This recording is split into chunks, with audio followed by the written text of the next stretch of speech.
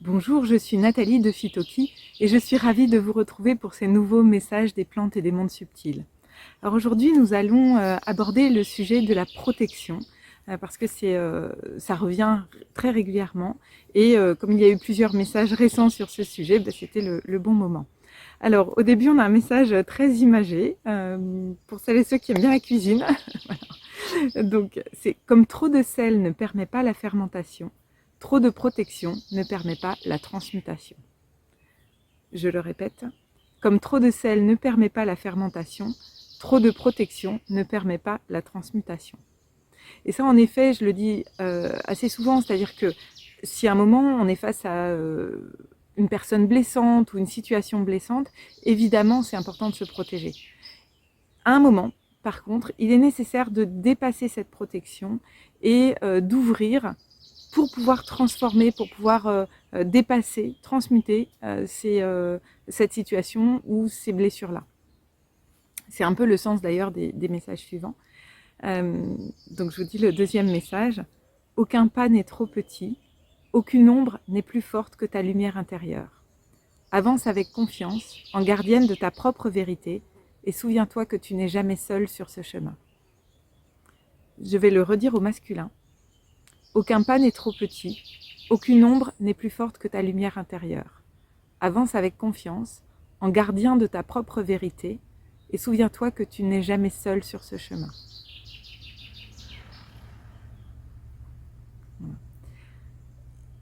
Et je vais transmettre le troisième message, parce qu'il est très complémentaire aussi, pour les personnes qui sont justement en train de réactiver des savoirs, de recevoir ces savoirs-là.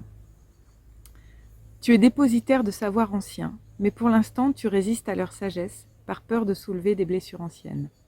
Oui, les blessures vont être ouvertes, mais ce n'est rien par rapport au pouvoir des sagesses que tu recevras. Et ça, c'est important parce qu'on a tous des protections, des armures, que ça vienne du transgénérationnel, c'est-à-dire de nos ancêtres, de nos familles, ou que ça vienne de vies passées, en fonction de vos croyances. Voilà, que ça peut venir de nombreuses mémoires.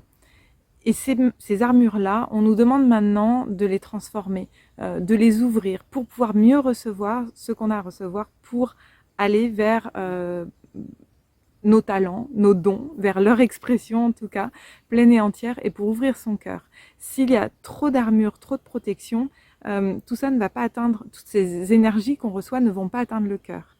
Donc je vais vous relire le message avec peut-être cette idée-là de s'ouvrir, d'ouvrir son cœur, même si on sait que ça peut blesser.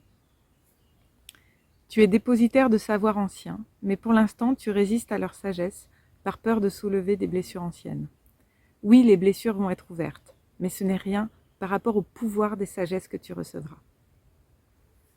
Voilà, merci beaucoup. N'hésitez pas à me mettre en commentaire ce que ça vous évoque et si vous avez d'autres messages sur les thèmes de la protection. Je suis ravie, moi, de vous retrouver sur mon site ou il y a un prochain webinaire à venir. Vous pouvez vous inscrire à la newsletter pour en savoir plus. Et je vous retrouve bientôt, en tout cas, pour de nouveaux messages des plantes et des mondes subtils. Merci.